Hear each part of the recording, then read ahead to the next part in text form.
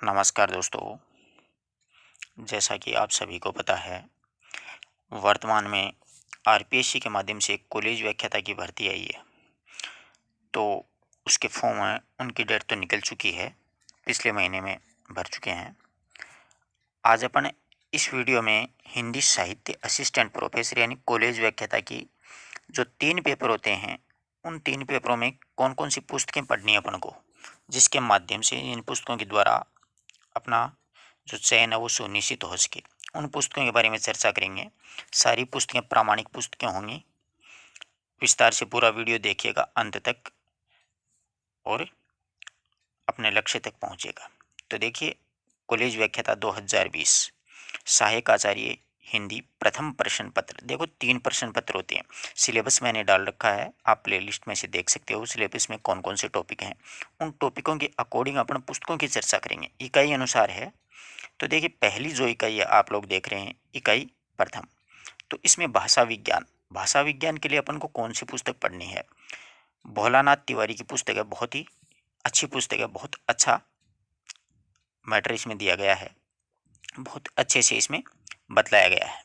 हिंदी भाषा का इतिहास यानी उद्भव और विकास, धीरेन्द्र वर्मा की पुस्तक से पढ़ना अपन को। हिंदी भाषा है, डॉक्टर हरिदेव बाहरी की भी अच्छी आती है। हिंदी भाषा और साहित्य एक समग्र अध्ययन, डॉक्टर परमानंद श्रीवास्तव ने इनका संपादन किया था। ये पुस्तकें हैं हिंदी भाषा के उद्भव और विकास से संबंधित। उनका अपन को बहुत ही गहराई से, मतलब अपने सिलेबस में जो टॉपिक है ना, उस टॉपिक को मिला करके इन पुस्तकों में से अपन को अध्ययन करना है। ठीक है, जो महत्वपूर्ण बिंदु हैं उनको अपन को एक अलग नोट्स के रूप में लिखते चलना है। हिंदी व्याकरण के लिए अगर देखा जाए तो सबसे महत्वपूर्ण तो कामता प्रसाद गुरु की आती है, इनके अलावा हिंदी व्याकरण नहीं आती। बट होता क्या है कि ये थोड़ी सी मतलब गहराई में है, हर एक विद्यार्थी की समझ से बाहर है, ये समझ में आनी मुश्किल है। तो उसके लिए अपन माध्यमिक शिक्षा बोर्ड में चलती है हिंदी व्याकरण सोहनदान चारण की, बहुत अच्छी पुस्तक है, बहुत अच्छे से कॉन्सेप्ट क्लियर किया गया है, बहुत अच्छे से हर एक बिंदु को समझाया गया है। अगर गाइड की चर्चा करें तो व्यवहारिक सामान्य हिंदी मतलब राघव प्रकाश जी की चलती है। इसी के साथ में एक सुभाष यादव की व्याकरण भी चलती है, वो भी बहुत ही शानदार व्याकरण है। अगर आप चाहो तो सुभाष यादव की व्याकरण का भी आप सहारा ले सकते हो। तो देखो, ये तो दो हैं पुस्तकें, मतलब प्रामाणिक हैं, बल्कि ये है वो गाइड है। सुभाष यादव जी वाली है वो भी एक गाइड है। ठीक है ना? तो ये वाली ऊपर वाली हैं कामता प्रसाद गुरु और सोनदान चारण है। इनमें जो बातें बतलाई गई हैं वो बिल्कुल प्रामाणिक और सटीक हैं, क्योंकि माध्यमिक शिक्षा बोर्ड के द्वारा ये निकाली जाती है। और ये जो सारी की सारी पुस्तकें हैं, इनमें से गाइड एक भी नहीं है, ध्यान रखना इस बात का। ठीक है, ये प्रामाणिक सारी की सारी पुस्तकें हैं। ये पहली इकाई से संबंधित है अपन को, हिंदी भाषा का उद्भव और विकास के लिए। ठीक है, तो आशा करता हूँ पहली इकाई की बात आपको अच्छे से समझ में आई होगी और अच्छे से आप मतलब पहले सिलेबस को देख लेना। सिलेबस के अकॉर्डिंग आपको जो टॉपिक दिया गया है उसके अकॉर्डिंग अपन को इसमें पढ़ना है। ठीक है, अब बात करते हैं अपन दूसरी इकाई में काव्य शास्त्र से संबंधित। काव्य शास्त्र की पुस्तक भागीरथ मिश्र की बहुत ही अच्छी पुस्तक है। जैसे काव्य शास्त्र में देखो दिया गया है, रस है, अलंकार है, साधारणीकरण है, उदात्तत्व है, वो सारी की सारी चीज़ें हैं। वो मतलब पाश्चात्य काव्य शास्त्र और भारतीय काव्य शास्त्र में। भारतीय काव्य शास्त्र के लिए डॉक्टर उमा शुक्ल की भी बहुत अच्छी पुस्तक है। भारतीय और पाश्चात्य काव्य शास्त्र का संक्षिप्त विवेचन है डॉक्टर सत्यदेव चौधरी और डॉक्टर शांति स्वरूप गुप्त की, बहुत अच्छी है। पाश्चात्य काव्य शास्त्र भी इसमें बहुत अच्छे से बतलाई गई है और भारतीय काव्य शास्त्र भी बहुत अच्छी है। और साहित्यिक निबंध डॉक्टर गणपति चंद्र गुप्त की है। रस अलंकार छंद तथा काव्यांग विवेचन के लिए डॉक्टर वेंकट शर्मा की भी है। और डॉक्टर विवेक शंकर हैं जो हिंदी ग्रंथ अकादमी के माध्यम से उनके काव्य शास्त्र की पुस्तक निकलती है, वो भी बहुत ही शानदार पुस्तक है। अगर हो सके तो एक बार उसको भी पढ़ लेना। अलंकार पारिजात एक मतलब एक गुटिका का रूप में है, एक मतलब टीका है, कोई ज़्यादा डीपली तो नहीं है, परंतु अच्छी पुस्तक है। वो भी आप अगर पढ़ना चाहो तो पढ़ लो। ठीक है, तो ये पुस्तकें भारतीय और पाश्चात्य काव्य शास्त्र के साथ में है।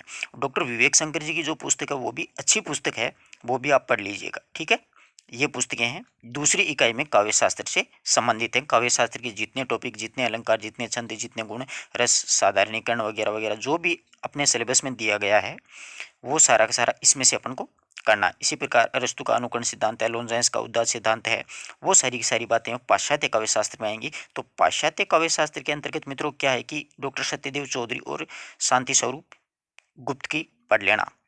और विवेक शंकर जी वाली भी पढ़ लेना। ये दूसरी इकाई की चर्चा। आगे बात समझ में। अब अपन चर्चा करते हैं तीसरी इकाई की। इसमें पाश्चात्य काव्य शास्त्र है, डॉक्टर देवेंद्र नाथ शर्मा। भारतीय एवं पाश्चात्य काव्य शास्त्र आलोचना, डॉक्टर रामचंद्र तिवारी, अच्छी पुस्तक है। इकाई 2 में अंकित भारतीय और पाश्चात्य काव्य शास्त्र में संक्षिप्त विवेचन और साहित्यिक निबंध वो दिए गए हैं, वो मैंने आपको पीछे बता दिया गया है। इस वाले में आप देख सकते हो। निबंध डॉक्टर गणेश चंद्र गुप्त के। वेंकट शर्मा है ना, रस अलंकार वाली, ये पुस्तक भी बहुत अच्छी पुस्तक है। ठीक है।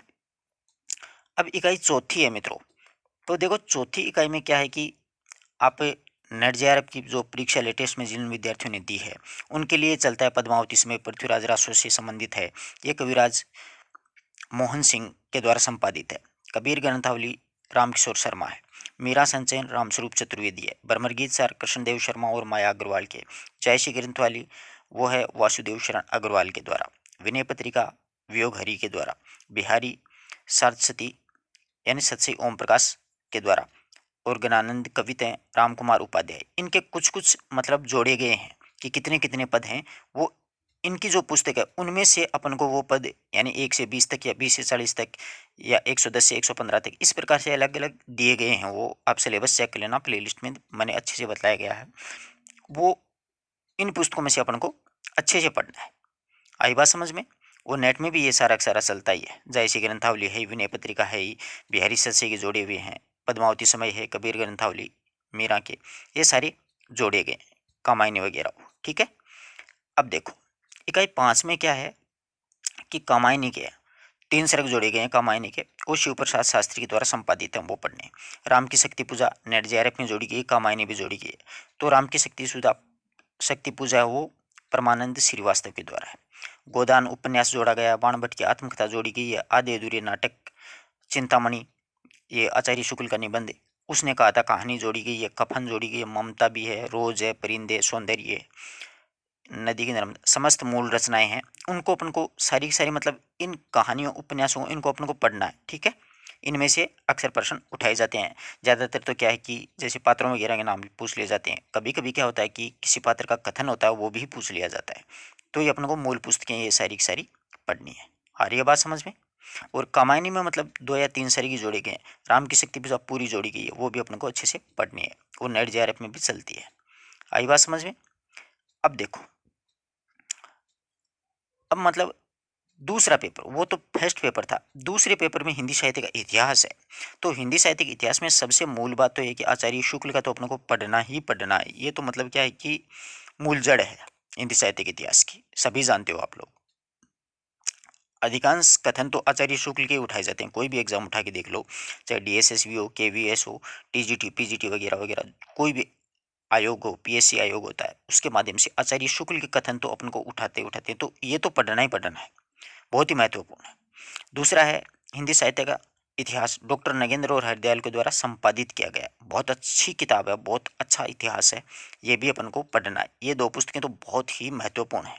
इसी के साथ में हिंदी साहित्य का आलोचनात्मक इतिहास डॉक्टर राम कुमार वर्मा का है। हिंदी साहित्य का दूसरा इतिहास, वर्तमान जो परीक्षाएं चल रही हैं उसमें डॉक्टर बच्चन सिंह का जो हिंदी साहित्य का दूसरा इतिहास है वो काफ़ी महत्वपूर्ण सारगर्भित हो रहा है। मतलब इसमें से बहुत ही कथन उठा के पूछे जा रहे हैं, हूबहू कथन उठाते हैं एग्जामिनर और यहीं से प्रश्न मतलब वो बना लेता है। तो बच्चन सिंह का अपन को बहुत एक एक चीज़ को बहुत अच्छे से समझना है, बहुत अच्छे से पढ़ना है। हिंदी साहित्य और संवेदना का विकास रामस्वरूप चतुर्वेदी। हिंदी साहित्य का अतीत विश्वनाथ प्रसाद मिश्र। हिंदी साहित्य का वस्तुनिष्ठ इतिहास, हिंदी साहित्य का वस्तुनिष्ठ इतिहास ये कुसुम रोय का ये गाइड है। इसी के साथ में सरस्वती पांडे की अगर आपको गाइड मिल जाए वो भी आपको पढ़नी है। वस्तुनिष्ठ इतिहास ही वो है। सरस्वती पांडे वाली में भी बहुत ही शानदार मतलब कोटेशन दिए गए हैं, बहुत अच्छे कथन दिए गए हैं। वो भी बहुत सी पीएससी आयोग की परीक्षाएं होती हैं उसमें हूबहू उठा लिए जाते हैं। अच्छी किताब है वो भी। ये 2 गाइड बहुत अच्छी हैं, वो भी अपन को पढ़नी है। हिंदी साहित्य का सारगर्भित इतिहास डॉक्टर BL धंधे के द्वारा, बहुत अच्छी पुस्तक है ये भी। इसी के साथ में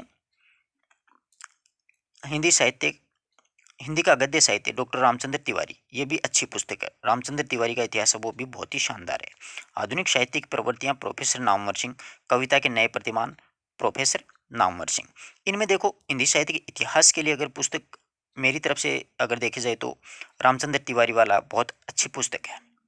और साथ ही साथ में गाइड की अगर चर्चा करें तो कुसुम राय वाली अच्छी है, साथ में सरस्वती पांडे भी बहुत ही अच्छी पुस्तक है।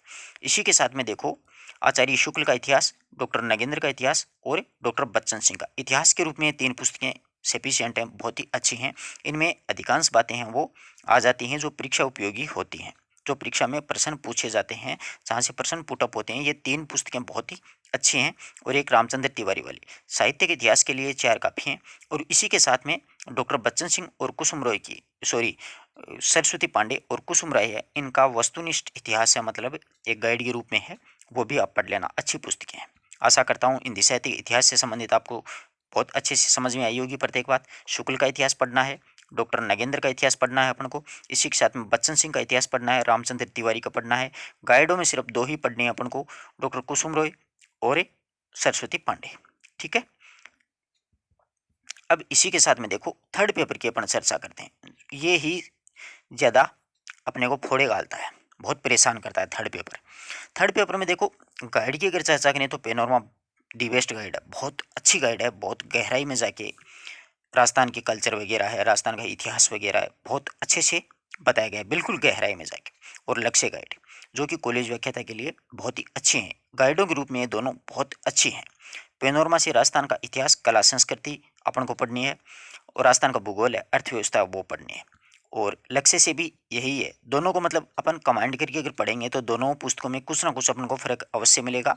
पेनोरमा में गहराई अधिक मिलेगी, जबकि लक्ष्य की भाषा इजी है, अपने अच्छे से समझ में जल्दी आ जाएगी। पहले आपको लक्ष्य पढ़ लेनी है, उसके बाद में आपको पेनोरमा स्टार्ट करनी है। शुरू में पेनोरमा अगर कर दोगे तो वो थोड़ी गहराई में है, इसलिए क्या है कि शुरू में अगर कोई हार्ड चीज़ अपने सामने आती है तो अपन पढ़ने के प्रति अपनी रुचि बढ़ती नहीं है बल्कि घट जाती है कि मामला समझ में ही नहीं आ रहा। इसलिए पहले लक्ष्य को पढ़ना अपन को, उसके बाद में पेनोरमा गाइड को पढ़ना है।